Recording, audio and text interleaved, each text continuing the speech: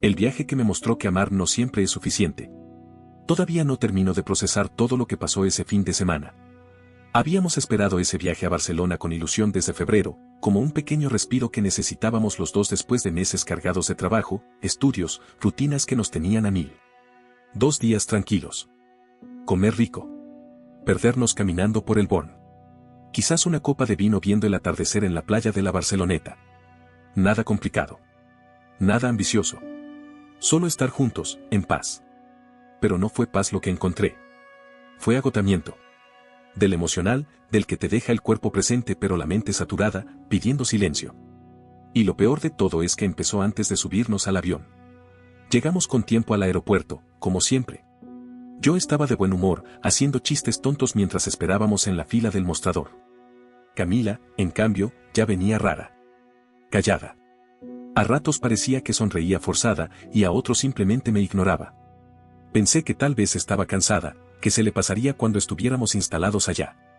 Al llegar al mostrador, le pregunté al chico que nos atendía si era posible cambiar mi asiento por uno junto a la ventana. Nada especial. Solo me gusta mirar por ahí durante el aterrizaje. El tipo, un señor de unos 50, con uniforme gris y cara de estar contando los minutos para terminar su turno, accedió amablemente. Pero apenas nos alejamos del mostrador, Camila me soltó con una seriedad que me descolocó. ¿Viste cómo te sonrió ese tipo? Parecía que te estaba coqueteando. Me reí. De verdad creí que era una broma. Pero no. Su cara seguía tensa, firme, como si de verdad creyera que un tipo que podría ser mi padre me estaba tirando onda, a mí. Intenté bajarle el tono. Tal vez era nervios por el vuelo, pensé. Pero algo dentro de mí ya sabía que ese comentario no iba a ser el último. Y no me equivoqué. Durante el vuelo, me tocó sentarme al lado de una turista alemana. Rubia, simpática, viajaba sola. Charlamos unos 5 minutos. Nada más. Me preguntó qué lugares recomendaba para visitar en la ciudad, y yo le pasé un par de datos que había visto en blogs de viajes. Fue tan breve como inofensivo. Pero para Camila, eso fue imperdonable. Desde que aterrizamos, no dijo una sola palabra. Caminó en silencio hasta el área de maletas. Apenas salimos del aeropuerto, me lanzó otra acusación. ¿Te divertiste coqueteando con la rubia del avión, no? La miré sin entender. Sentí ese nudo en la garganta que aparece cuando no sabes si hablar o dejar pasar. Era como si cualquier interacción mía con una mujer, no importa quién, ni cómo, fuera automáticamente una amenaza para ella. Intenté cambiar de energía. Ya instalados en el hotel, le propuse dar una vuelta por el Born, ese mismo barrio que tanto había dicho que quería conocer. Aceptó, pero su entusiasmo era casi nulo. Caminaba a mi lado en silencio, sin tocarme, sin decir mucho. Paramos en un localcito que vendía empanadas, porque yo no había almorzado bien y ya me rugía el estómago. Camila no quiso nada. Se quedó de brazos cruzados en la puerta, observando todo como si fuera una detective esperando atraparme en una mentira. Cuando interactué con la señora que atendía, una mujer mayor, simpática, que me recomendó una salsa picante casera, sentí la tensión en sus ojos clavados en mí. Al salir del local, sin mirarme, soltó. ¿Te gustó la señora, verdad? Otra vez me reí, no porque fuera gracioso, sino porque no sabía qué otra cosa hacer. Lo que vino después fue peor. En el Park Güell, donde lo único que quería era disfrutar del lugar, sacar fotos, mirar los colores, sentir la arquitectura, no me dejó en paz. Cada vez que mi mirada se desviaba, aunque fuera para admirar un mosaico o una vista, me lanzaba alguna frase sarcástica. Muy interesante esa chica, ¿no? ¿Te gustó cómo se ve con ese vestido? Y yo ni siquiera había notado a nadie. Solo estaba intentando que ese viaje valiera la pena. Llega un punto donde dejas de mirar el entorno. Donde bajas la vista, no por timidez, sino por cansancio. Por precaución. Empecé a caminar mirando al suelo, tratando de no activar otra pelea con una simple mirada sin intención. Volvimos al hotel entrada la tarde. Yo ya no podía más. No era un cansancio físico, era algo más profundo. Sentía que me habían exprimido la energía con cada reproche, con cada duda no dicha, con cada mirada que me señalaba como culpable. Pensé que al llegar al cuarto, al menos podríamos descansar. Pero no. Apenas cerró la puerta, comenzó a discutir. Me dijo que estaba deseando que otras mujeres me hablen, que no podía dejar de mirar a todas las que se cruzaban por el camino, que me hacía el inocente cuando en realidad disfrutaba provocar. Intenté explicarle. Le dije que nada de eso era cierto, que estaba exagerando, que solo había intercambiado frases triviales, que todo lo que ella interpretaba estaba solo en su cabeza. Pero fue inútil. Cada intento de explicación era devuelto como una prueba de culpabilidad. Si hablaba, era porque mentía. Si callaba, era porque ocultaba algo. Y en ese punto, algo en mí se quebró. No grité. No discutí. No respondí con enojo. Solo sentí una especie de vacío, como si adentro ya no quedara nada para dar. Era solo el primer día, y ya quería volver a casa. La mañana siguiente fue pesada. No por el sueño, sino por ese silencio denso que se instala cuando algo se ha roto y ninguno se atreve a recoger los pedazos. Camila se levantó antes que yo. No dijo una palabra. Se metió a la ducha, se vistió rápido y salió del cuarto diciendo que necesitaba aire. No pregunté a dónde iba. No pregunté si volvería. Me quedé acostado, mirando el techo blanco del hotel, como si en él pudiera encontrar alguna respuesta. Era absurdo. Estábamos en una de las ciudades más vibrantes de Europa, con un fin de semana planeado desde hacía meses, y ni siquiera podíamos compartir un desayuno sin arrastrar la tensión de la noche anterior. Volvió más de una hora después, con un café en la mano. Me lo dio sin decir mucho, apenas un gesto. Sonrió, como si nada hubiera pasado, y propuso ir al Museo Picasso. Asentí. No porque tuviera ganas. En realidad, no tenía fuerza para discutir. Lo acepté por inercia. Y por un par de horas, las cosas parecieron calmarse. Caminamos por el barrio gótico. Ella incluso me tomó de la mano en un momento. Quise pensar que era una tregua. Que quizás había sido solo un mal día. Que tal vez el viaje se podía rescatar. Pero no. Fue una ilusión breve. En el museo, mientras veíamos una serie de pinturas, me acerqué a una guía que estaba explicando detalles a un grupo pequeño de turistas. Le pregunté si las obras estaban organizadas cronológicamente o por etapas temáticas. Nada más. Una pregunta objetiva, rápida. Ella me respondió con amabilidad, sonrió como cualquiera que hace bien su trabajo. Pero bastó con que me girara de nuevo hacia Camila para darme cuenta de que la calma se había terminado. Tenía el ceño fruncido, los labios apretados, los brazos cruzados. Me habló en voz baja, pero con ese tono que ya me era familiar. ¿Tan interesante era esa mujer como para ir a hablarle con esa sonrisita? Le expliqué, con paciencia, lo que había preguntado. Señalé que ni siquiera estábamos solos, que ella hablaba con varias personas a la vez. No importó. Para ella, la escena ya estaba escrita en su cabeza. Y yo, de nuevo, era el villano. A partir de ahí, caminó varios pasos por delante mío. Como si necesitara dejar claro que estaba molesta, pero sin decirlo directamente. Era su forma de castigarme, el silencio y la distancia, sin contexto ni solución posible. Y ese patrón se repitió todo el día. Cualquier contacto visual mío con otra persona, cualquier gesto amable, cualquier mínima sonrisa, se convertía en un nuevo episodio del drama. Ni siquiera pude pedirle direcciones a un camarero sin que me lanzara alguna indirecta después. A la hora del almuerzo, fuimos a una terraza en la Plaza Real. El lugar estaba lleno. La camarera, una chica joven, simpática, nos atendió con buena onda, hizo un par de chistes mientras recomendaba los platos. Yo respondí con una sonrisa. Por educación. Por cortesía. Grave error. Camila no dijo una palabra en toda la comida. Se quedó mirando hacia otro lado, jugando con el tenedor, comiendo apenas. Y ahí, por primera vez, me pregunté en serio si esto tenía solución. Si esta relación no estaba, simplemente, condenada. Después de comer, no pude seguir tragándome todo. Le dije que necesitaba hablar con ella. Que me estaba sintiendo asfixiado.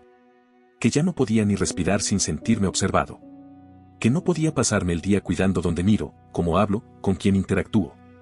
Que no había hecho nada para merecer ese nivel de desconfianza. Ella bajó la mirada por un momento.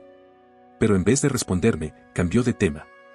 Me preguntó si había visto el vestido que llevaba una chica que había pasado por la calle hacía unos minutos. No entendí qué tenía que ver, pero ella insistió. Seguro te gustó. Seguro es más tu tipo. Lo dijo con una mezcla de sarcasmo y tristeza que me dejó helado. No era solo celos. Había algo más profundo ahí. Una inseguridad que no lograba comprender, pero que estaba arruinando cada parte de lo que alguna vez habíamos construido. Volvimos al hotel antes de lo previsto. Ella se encerró en el baño durante casi una hora. Yo me quedé en el sillón, mirando la alfombra, preguntándome si eso que estaba sintiendo era el principio del final o el final disfrazado de principio. Cuando salió, tenía los ojos hinchados. Me miró como si quisiera decir algo, pero solo murmuró: lo siento. No soy así. De verdad no lo soy. Y esa frase, en lugar de calmarme, me dejó más inquieto. ¿Por qué si no eras así, por qué seguías actuando de esa manera? Dormimos en silencio. No hubo pelea. Pero tampoco hubo reconciliación. Compartimos cama como dos extraños. Espalda con espalda. Cada uno en su orilla, cargando un malestar que ya no se podía disimular. Y mientras ella dormía, yo no dejaba de preguntarme cómo habíamos llegado hasta acá. Habíamos pasado crisis antes. Dificultades. Sí. Pero esto era distinto. Era un desgaste silencioso. Una erosión emocional constante. Como una gota cayendo sobre piedra hasta que finalmente la rompe. Al día siguiente, el último en Barcelona, me desperté antes que ella. Miré el techo unos minutos, intentando decidir si debía quedarme acostado o salir a caminar solo. No quería pasar otro día encerrado, pero tampoco tenía energía para fingir que todo estaba bien. Me vestí en silencio, con movimientos lentos para no despertarla, y salí del hotel. Caminé por la Rambla sin rumbo fijo, con la mente igual de desordenada que las voces mezcladas de los turistas y los músicos callejeros. Después de casi una hora, volví con 2 cafés. Camila ya estaba despierta, sentada en la cama. No parecía sorprendida. Me miró de reojo mientras le tendía uno de los vasos. Tomó un sorbo, pausada, y luego dijo con esa frialdad que a veces duele más que cualquier grito: te escapaste un rato de mí. No lo dijo con rabia. Lo dijo con resignación. Y me dolió más que si me hubiera gritado. Le respondí que necesitaba pensar. Que necesitaba estar solo un momento. Claro, me dijo, sin mirarme. Eso siempre se te da bien, huir. Y ahí, exploté. No grité. No insulté. Pero algo dentro de mí decidió que ya era hora de hablar. Le dije que sus celos no eran muestras de amor, sino de inseguridad. Que llevaba tiempo sintiéndome observado, cuestionado, juzgado por cosas que ni siquiera pensaba hacer. Que no se trataba de una conversación con una guía, una sonrisa a una camarera o un asiento junto a la ventana. Se trataba de todo. De cómo transformaba cada momento en un campo minado. De cómo estaba dejando de ser yo mismo para evitar conflictos. Le dije que me dolía. Que me estaba alejando emocionalmente, no porque quisiera, sino porque ella no me dejaba espacio para respirar. Me escuchó sin interrumpirme. Con el rostro en blanco. Y cuando terminé, me preguntó con esa calma que uno usa para contener un llanto: ¿entonces ya estás decidido a dejarme? No supe qué responder. No era tan simple como sí o no. Lo único que sabía en ese instante era que no quería seguir viviendo así. No podía pasar el resto de mi vida dando explicaciones por cosas que no hice. No podía seguir cuidando cada mirada, cada palabra, cada gesto. Fuimos al aeropuerto en silencio. En el avión, ella intentó conversar. Me habló de cosas triviales, de la comida del vuelo, de una serie nueva que quería ver. Yo apenas asentía. Respondía con monosílabos. Hasta que no pude más y me puse los auriculares. Mi cuerpo estaba ahí. Pero yo ya no. Cuando aterrizamos, algo en mí esperaba que tuviéramos una conversación definitiva. Que al llegar al apartamento hubiera una explosión, un cierre, algo. Pero no. Camila me abrazó, me dio un beso rápido en la mejilla y dijo: disfruté mucho el viaje. Me hace bien viajar contigo. Deberíamos planear algo para el próximo mes. Y lo dijo en serio. Como si nada hubiera pasado. Como si los días anteriores hubieran sido una pesadilla que solo yo había soñado. Esa noche, ya en casa, me encerré en el baño. Me senté en el piso, con la espalda contra la pared y la cabeza entre las manos. No lloré. No grité. Solo sentí una mezcla extraña de culpa, agotamiento y confusión. ¿De verdad no había visto lo que pasó?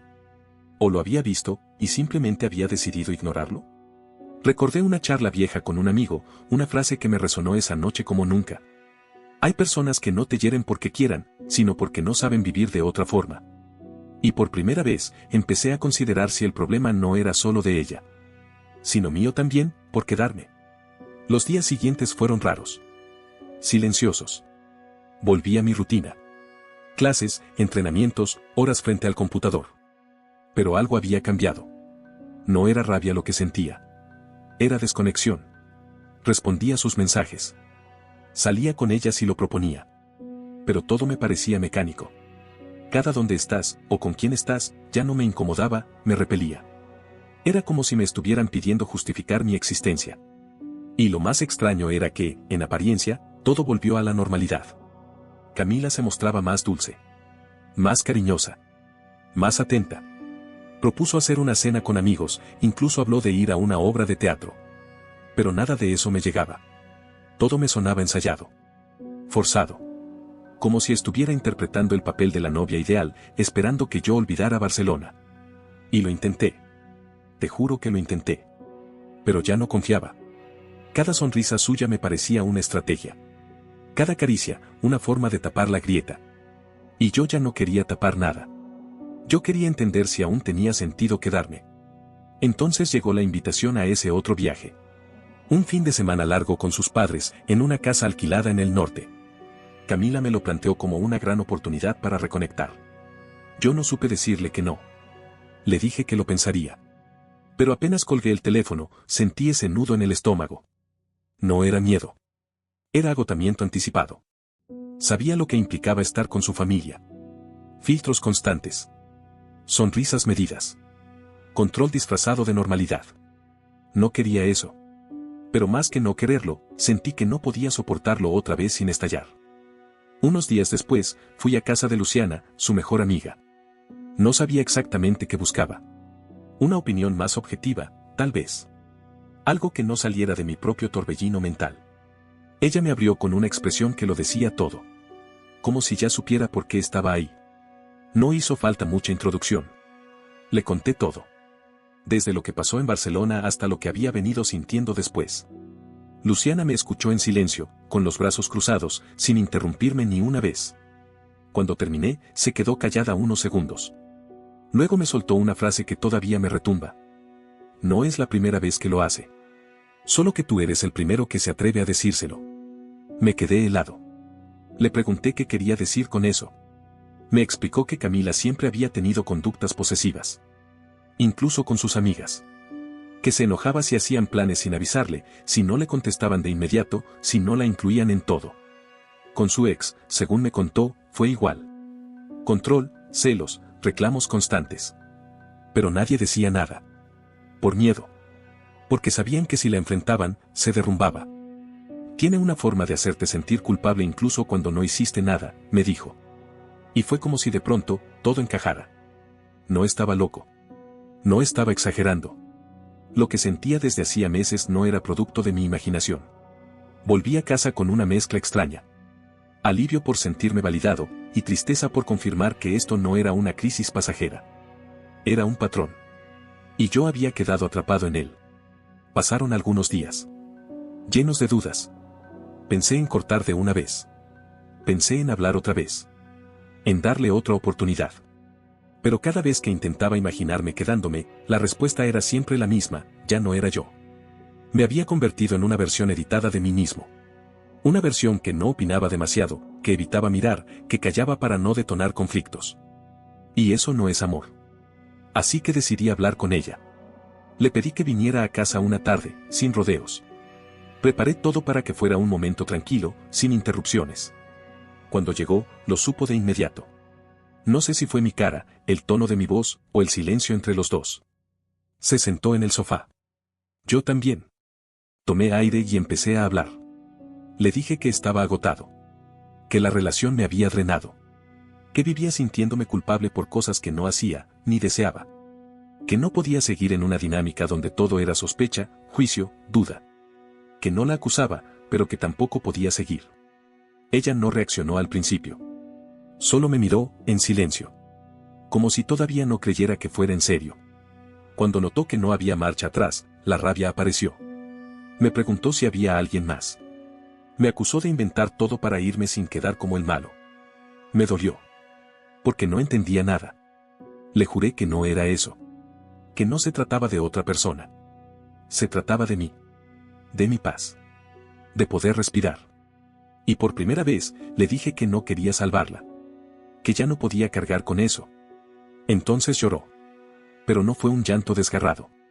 Fue ese tipo de llanto que parece calculado, como si supiera que ahí aún podía manipular algo.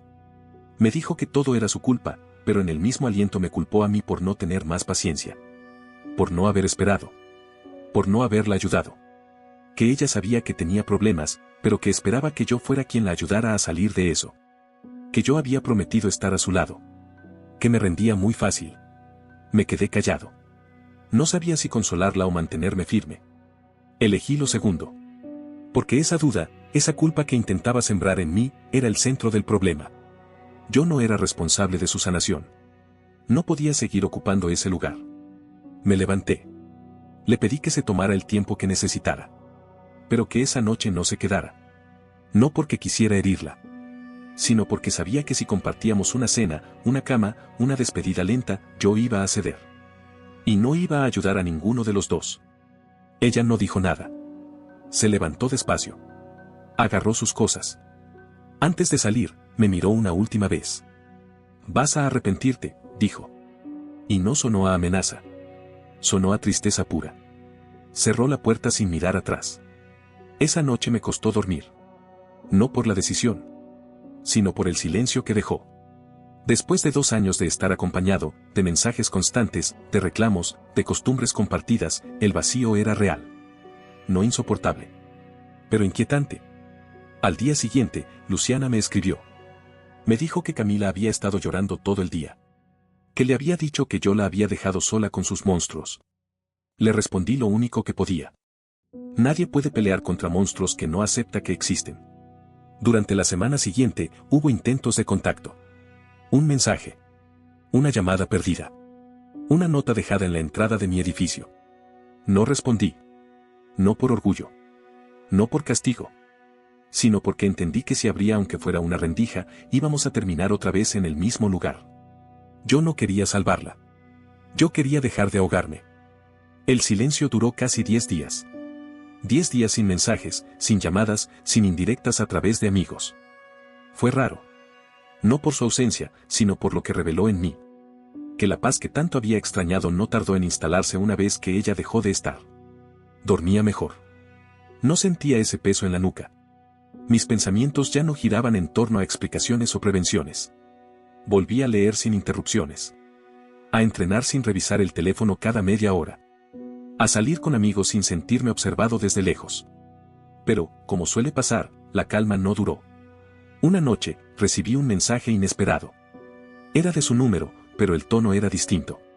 Solo decía, ¿podemos hablar en persona? Solo un rato. Te prometo que no voy a llorar. Tardé más de 1 hora en responder. No porque no supiera qué decir, sino porque esa frase, te prometo que no voy a llorar, me pareció más peligrosa que cualquier súplica. Era la señal de que había ensayado algo. Algo que tal vez no estaba listo para escuchar. Acordamos vernos en una cafetería cerca del campus. Lugar neutral. Público. Sin espacio para escenas. Llegué puntual. Ella ya estaba ahí, vestida sobria, sin maquillaje, el pelo recogido. Se notaba que había dormido poco. Aún así, tenía esa mirada firme que siempre usaba cuando quería tomar el control. Me saludó con un leve gesto de cabeza. Nada de abrazos. Me senté. Pedí un café. Y esperé a que hablara. No tardó. Sé que no querés volver. No vengo a pedir eso, dijo. Solo quiero que me escuches. Necesito explicarte algo que no supe cómo decir antes. Por dentro estaba en guardia. No por miedo, sino porque no quería que mis emociones me hicieran retroceder. Camila continuó. Durante años, aprendí a leer entre líneas, a interpretar cada silencio como una amenaza. Vengo de un hogar donde el afecto era condicional. Donde si no vigilabas, te lastimaban. Y eso se me quedó grabado. Bajó la mirada. Sostuvo la taza de té entre las manos. Pensé que vos ibas a salvarme de eso. Que con vos iba a desaprender. Pero lo único que hice fue repetir el patrón. Asfixiarte. Castigarte con mis miedos. Y ahora que ya no estás, siento que por primera vez me estoy mirando en un espejo. No supe qué decir. Había verdad en sus palabras. Pero también algo que me incomodaba. Esa forma suya de convertir todo en una escena redentora. Como si con esa confesión pudiera borrar lo vivido. No espero que me perdones, dijo. Solo quiero que entiendas que no fue por falta de amor. Fue por falta de herramientas. Asentí. Pero no dije nada. No podía ofrecerle lo que buscaba. Ni reconciliación. Ni amistad. Ni siquiera un yo también te extraño. Lo que sentía era otra cosa. Una compasión distante. Como cuando ves a alguien intentando apagar un incendio con las manos desnudas. Terminamos el café en silencio. Antes de irse, me preguntó si podía abrazarme una última vez. Dudé. Pero accedí. Fue un abrazo breve. Sin intención. Sin nostalgia. Solo un cierre. Nos separamos sin palabras. Yo caminé hacia la estación. Ella se quedó sentada, mirando la calle. Y supe, sin ninguna duda, que aunque ella no lo aceptara todavía, ese había sido nuestro verdadero final. Volver a la vida cotidiana no fue inmediato. No me sentía arrepentido. Pero tampoco aliviado. Era como salir de una habitación oscura para entrar en otra, más amplia, sí, pero aún sin ventanas. Tenía el control de mi tiempo. De mi energía. Pero también tenía que hacer algo que había evitado por meses, escucharme. Me dediqué a revisar mi parte. No para justificarla, sino para entender por qué aguanté tanto. Y la respuesta, aunque incómoda, fue clara. También me había tragado el cuento de que el amor se demuestra resistiendo. Que una relación verdadera necesita sufrimiento. Que rendirse es de cobardes. Pero no era así. No se trataba de imperfecciones ni altibajos. Era vigilancia. Era juicio constante. Era culpa sin causa. Y eso no se arregla con amor. Porque no es una falta de cariño. Es una falta de estructura emocional. Recuperar mis espacios fue un proceso lento.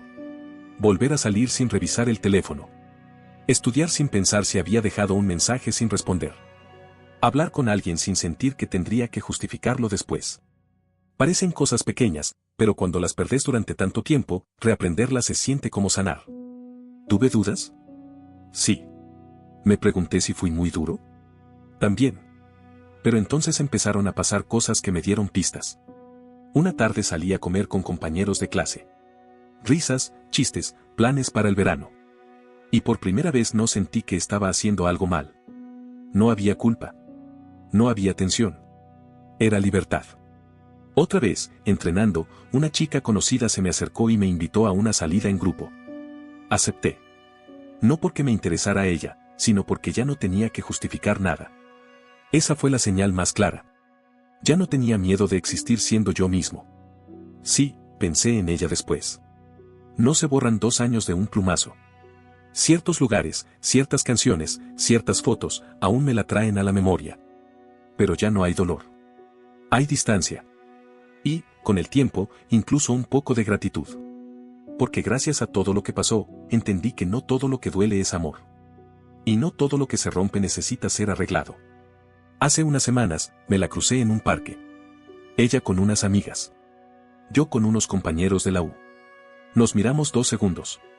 Sonrió. Una de esas sonrisas educadas que no niegan el pasado, pero tampoco lo arrastran. Respondí con un gesto similar. No hubo conversación. Solo 2 personas que compartieron camino y que ahora van en direcciones distintas. Y eso está bien. A veces los grandes amores no terminan en odio. Terminan en comprensión. En la aceptación de que ambos hicieron lo que pudieron con lo que tenían. Y aunque dolió, sirvió. Porque gracias a ese viaje fallido a Barcelona, aprendí algo que no sabía. La paz, la verdadera, no se negocia, no se justifica, no se pide permiso para tenerla. La paz es un límite. Y quien no puede vivir con él, no puede vivir contigo. No olvides dejar tu opinión en los comentarios, dejar tu like y compartir este video.